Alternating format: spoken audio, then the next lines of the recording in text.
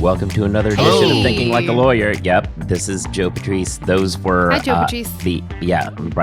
Those were your co-hosts, Catherine Rubino and Chris Williams. We're from Above the Law. We are here as we are every week to do a quick recap of some of the big stories in law from the week that was. You know, that's what we do here. That's what we do. That's what we do here. You probably know that if you're listening to the podcast. You'd think, except I constantly get emails from people saying, or I have a guest available to you, and it's like, we don't have that's not the format of this show anymore. In fairness, it was for several years. Sure, but we've moved beyond that into a like much more 6 or streamlined, 7 years ago. At this much more point. streamlined version of the show. Yeah. So anyway, well, now we can begin the segment of the show that's everyone's favorite. Yeah. Small talk. All right, so some small talk. So I was out last week, as everybody knows. How were things in the wide world of legal tech? The wide world of legal tech is fun. I was at the International Legal Technology Association convention. Did they have pancakes? ILTACon. I did not have pancakes. Pancakes were around at various points. I had really? Okay. I think I had a Danish. Anyway, Glad to know that. I'm sure everyone's very glad to know that. Yeah. Well, I mean, the pancake thing came up. I mean, look, Mm. pancakes came up. I had to answer. No, but It was largely an IHOP reference, but International House of Pancakes. International. Catherine gets me. That was the reference. That was definitely the reference. I'm not supporting it. I'm just saying that was definitely the reference. So your position is that everything international involves pancakes? Because I feel like that's reductionist. That would be great though if that were true. Well, when I get to my that's a version small of talk, American exceptionalism I was not prepared for. What happens? What happens outside of the U.S.? I don't know. Pancakes. See, this is why you always bring up IHOP whenever international is mentioned. It just leads to great, genuine conversation. I do love a pancake. Yeah, I do enjoy a pancake. Anyway, legal tech. That's why people are here. Wait, so under this model, does this make Belgium a rogue state because they insist on the waffles? The axis of waffles. Yes. I can get behind this worldview. I would like to apologize to all listeners. I mean, French toast, what happens there? Oh, well, actually there they call it toast. Yeah. No, they don't. I guess I already blew this by saying I had a Danish. now it's all, yeah. I don't know why this tickles me so much, but I am entertained. It should not. So it was very good. Saw a lot of cool stuff. Talked to a lot of the vendors about what they're looking at and what's going forward. There's this thing called AI. No way. It came up in conversation a few times. Yeah. They mentioned Allen Iverson? Yeah. Even though it was not a game. It was not a game. Yeah. No. It's practice. So it was interesting because I actually thought that my number one takeaway from it was that there's actually kind of a push and pull happening in legal tech that I didn't expect. I expected the vendors and the tech people to be kind of on the cutting edge about AI and think that there's a lot of applications for it, and the law firms and partners being people who refuse to take a step into that world for a variety of both good and bad reasons.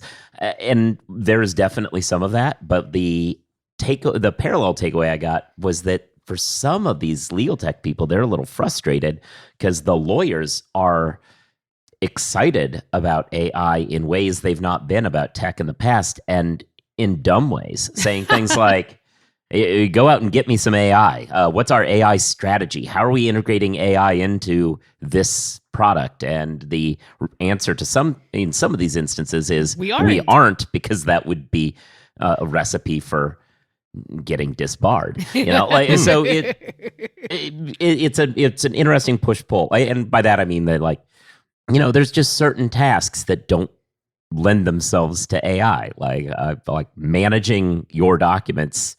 Like you could search functions and stuff like that. AI is very helpful, but forensic e-discovery, it becomes a little bit tougher. I mean, there are use cases that I can think of in that field, but not ones you necessarily want to rush into, lest you end up with fake evidence, and that never ends up well. Yeah, this is a pretty serious conversation, though. This is more serious than our Most small talk. Last week we talked a lot about Pokemon, so that's what you missed. I mean, half this conversation has been about pancakes. I want you to understand. Can we go back to that part? Yeah. Can we get a chocolate chip pancake? And at one point, I think it was like international like treaties and stuff, and there was a war reference. So some complicated pancakes. What is Denny's strategy for integrating generative AI into the pancake process? Moons over my hammy is going to be their counteroffensive for those who appreciate a salty breakfast option. Wow. Now, this is not the first time I've heard a salty response from Catherine, but it has to be the worst. Let's see what Ron DeSantis thinks about the moon over my hammy's offensive. I'm calling it. Wait, no, I wanted to say one thing, and then we can do our jobs or whatever. Okay, go ahead. One of the reasons that IHOP was on my mind, not because of the pancakes, kind of. I'm rewatching The Good Place, which is a really good show. Yeah, it is a good show. And there's a section with the international whole of pancakes. Oh, and I think it's interdimensional whole of pancakes or something like that. But yeah, for those that haven't watched it, it's great. There's this moment where Chidi sees the time knife. That's all I'll say because I don't want to have any spoilers, but that's all. You're guarding against spoilers for a show that went off the air a few years ago. Hey, look, people are still getting spoilers about... People were mad about getting spoilers for The Passion of the Christ. I mean, I saw people mad about spoilers for Oppenheimer, and that was real life. It happened. Yeah. Yeah. They're gonna make the bomb. Anyway, so with all of that done now, we can move on. What are we going to talk about today, Catherine? We can talk about a bunch of different things, but the first one is Big Law productivity. It's down, you guys. It's way down to historically low levels. Yeah, there was a survey conducted by the Wells Fargo Legal Specialty Group, as they're wont to do, and get us all sort of the nitty gritty about what's going on the ground in Big Law. Found a couple of things. First is that there's a bunch of lawyers at Big Law, but they're not super busy. The amortized kind of billable hours per lawyer is hovering around 1,538 hours. And that is an historic low. The 2021 mid-year report said that the average billable hours would be 1,688, which was the high water mark. But even the couple years before the pandemic, in 2019, 2018, we saw numbers around 1,631. So it's about 100 hours fewer than where we would expect the billable hours to be. Okay, so a couple of observations about this, having not been here for this report. So now when... you say historic low, but like when did they start doing this report? Do we know? Like, because there are some reports historically that the billable calendar has jacked up a lot over the decades. That when we hear partners say, back in my day I did XYZ, in reality in the 80s they were working like 300 hours less on average. Sure. So by historic, this is when the start of the Wells Fargo Legal Specialty Group's reporting. Right, which sounds like it probably has been within the last 15, 20 years. So there is that, to keep that in a little bit of perspective. I mean, look, they're billing less time. Is that the end of the world? So where is...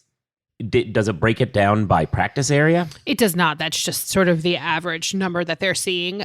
But it is a little disturbing, I think, because there already are, folks that are making cuts. If you've been laid off, you're not included in that number, right? Right. So this is already, taking into account the layoffs, the deferrals that we've already seen. If people haven't started their Big Law job yet, they're not included, obviously, in this number.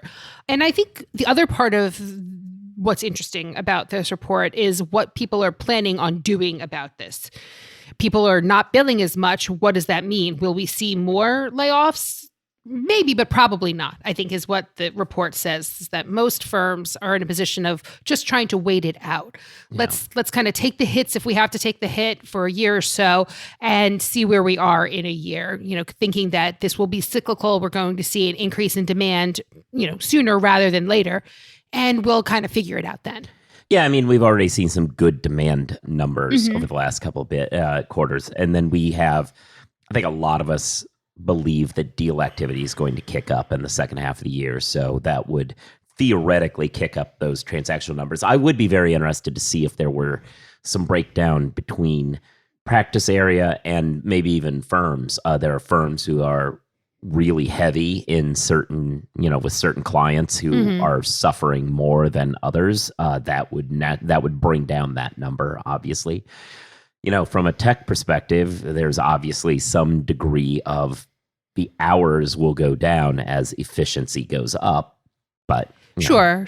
I don't think that's really what this is. The other thing that I want to talk about is the Big Law's response, seeing this sort of decrease in demand for billables. The reaction has been to wait and see. And I think that's in large part a reaction to what happened in 2009, 2010 during the Great Recession.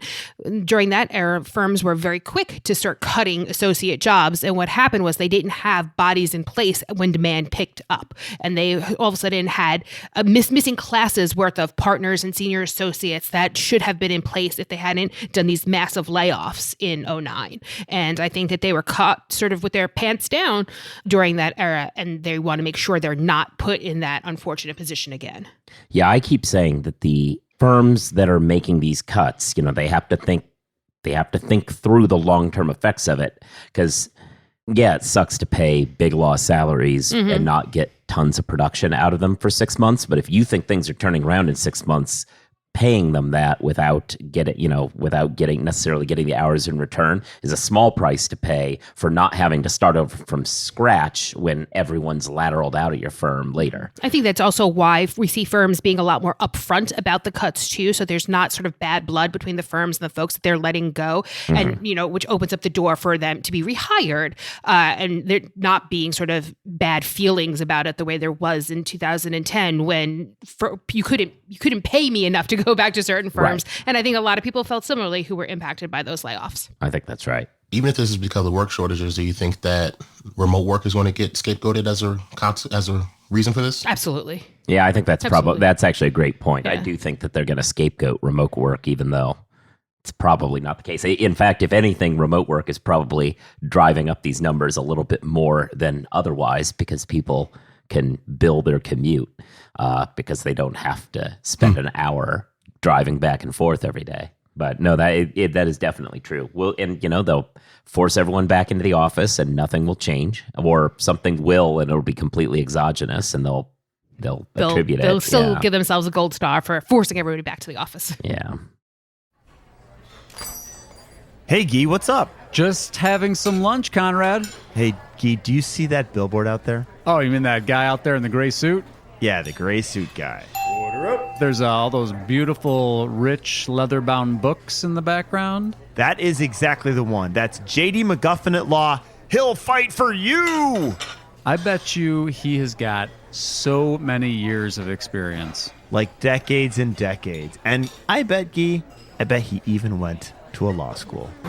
Are you a lawyer? Do you suffer from dull marketing and a lack of positioning in a crowded legal marketplace? Sit down with Guy and Conrad for Lunch Hour Legal Marketing on the Legal Talk Network. Available wherever podcasts are found. So, Big Law diversity efforts are currently under attack.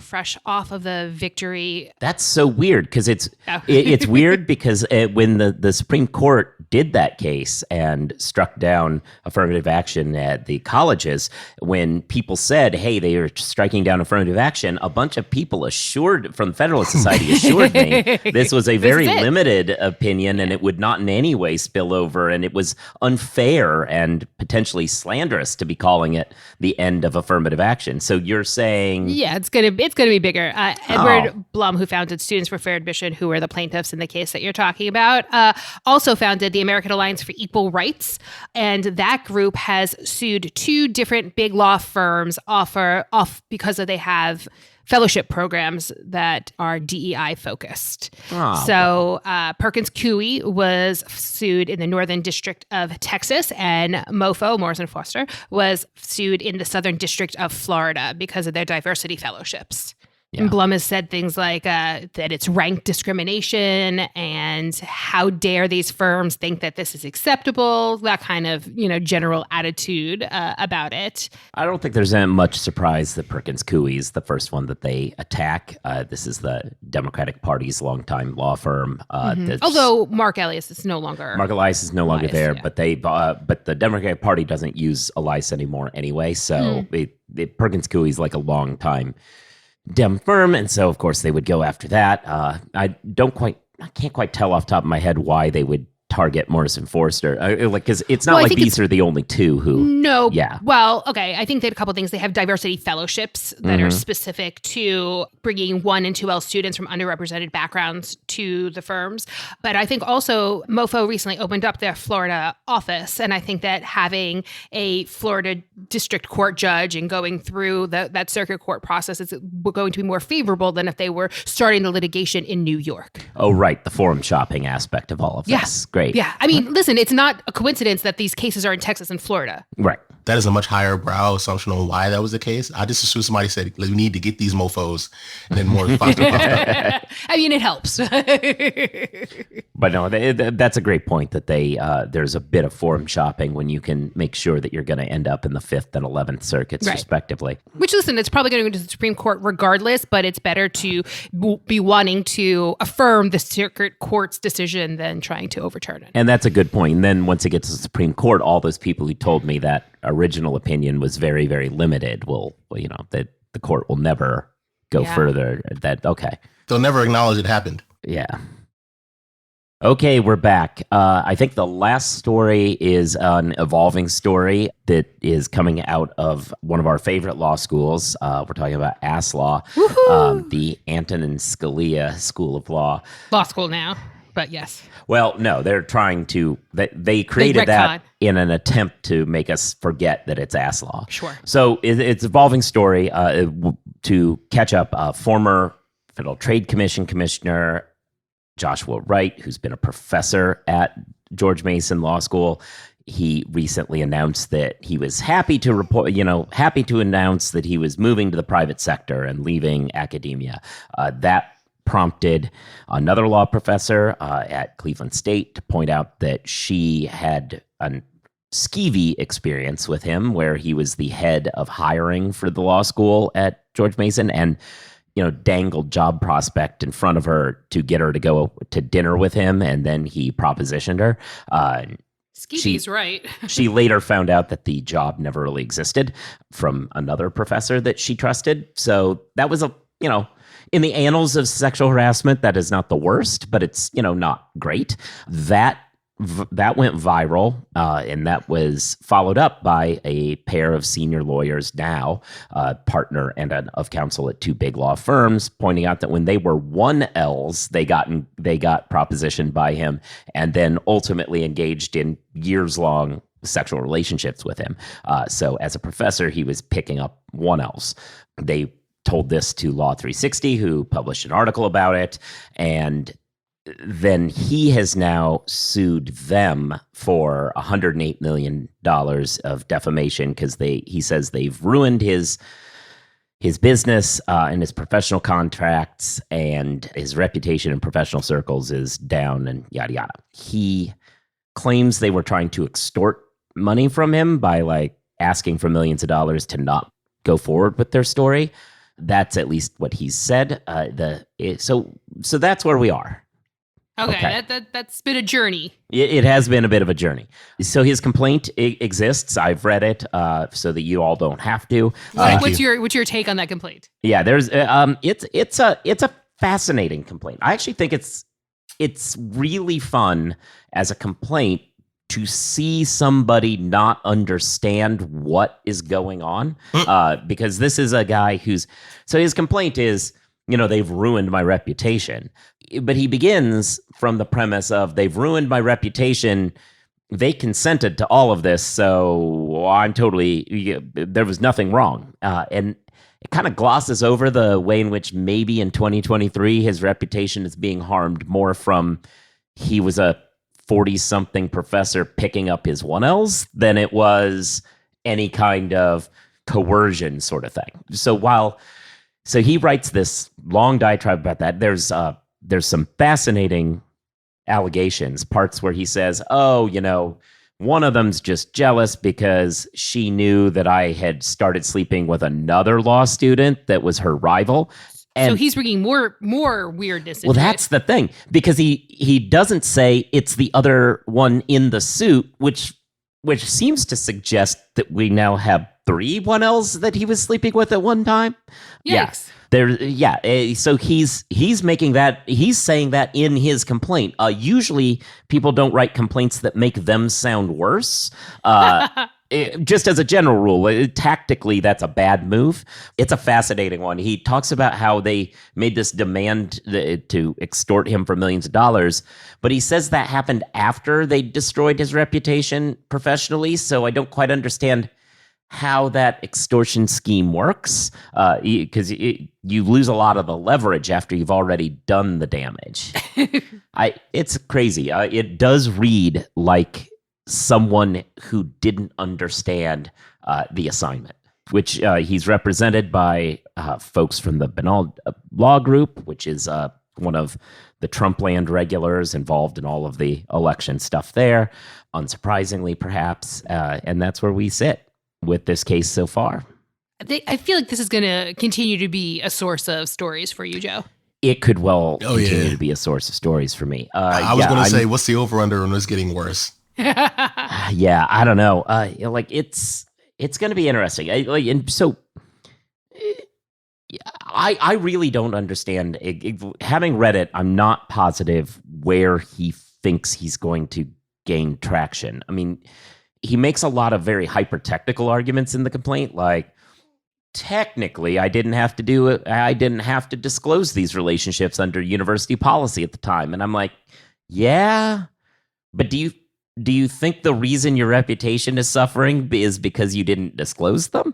I think it's probably not. He talks about, they agreed to carry on this affair. I didn't really pressure them. And I'm like, putting aside the questions of whether or not a professor who's been a federal government official and a 1L, whether or not there's some sort of power dynamic thing there, putting that aside, also not altogether sure that's all that relevant. It's not as though Sure, if they'd alleged that they'd been coerced, that would have been worse, but it's not good. What he admits to isn't good for his reputation. Yeah, like in the women's accounts, they talk about they found themselves in a situation where they felt professionally they couldn't say no.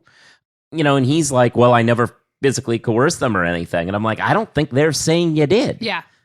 So it really interesting. I'm kind of shocked that the complaint got this far. I don't really know what he's hoping to get other than, kind of the slap suit approach of just hoping to send a case, hit them with a case that's annoying enough and expensive enough that they drop it. Good thing that he's suing lawyers then. Yeah, I'm because, the famously impoverished Kirkland and Ellis partners, like I don't know what he thinks he's going to accomplish here. So are we pretending the $108 million is a legitimate amount? No, it's ridiculous. It's an absolutely ridiculous number.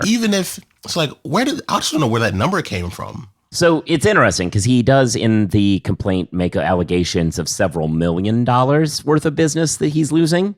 I assume he's doing the thing where he's multiplying that out for the rest of his working life and saying the fact that he's missing out on like $1.5 million a year from XYZ client means. But no, is he like trying to finesse some antitrust thing and make this treble damages?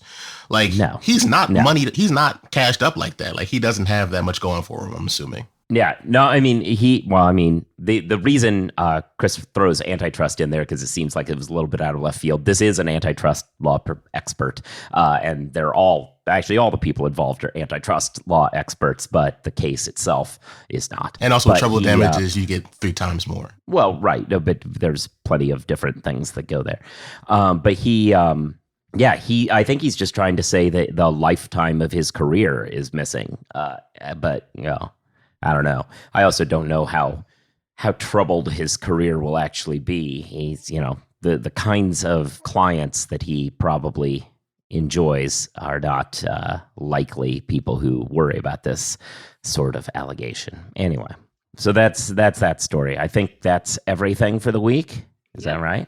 All right, so we're a little bit short today, but that's good. We'll get you back on your day. You can start billing and being a lot more productive because you need to be. See, I'm helping. We are helping. I'm helping the bigger problem here. You're welcome. This is, so you should be subscribed to the show so you get new episodes when they come out. Leave reviews, stars, write something. Always helps. You should be reading Above the Log. You should be following us on social media. It's at ATL Blog at various places. I'm at Joseph Patrice on X, I suppose.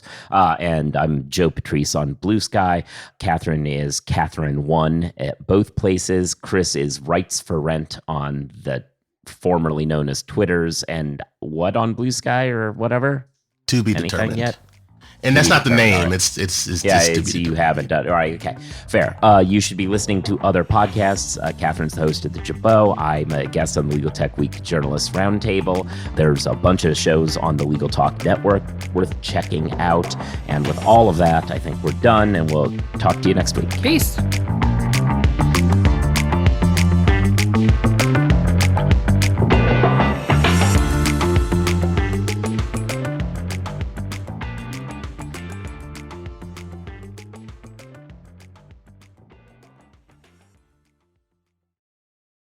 If you're a lawyer running a solo or small firm and you're looking for other lawyers to talk through issues you're currently facing in your practice, join the Unbillable Hours Community Roundtable, a free virtual event on the third Thursday of every month. Lawyers from all over the country come together and meet with me, lawyer and law firm management consultant Christopher T. Anderson, to discuss best practices on topics such as marketing, client acquisition, hiring and firing, and time management. The conversation is free to join, but requires a simple reservation. The link to RSVP can be found on the Unbillable Hour page at LegalTalkNetwork.com. We'll see you there.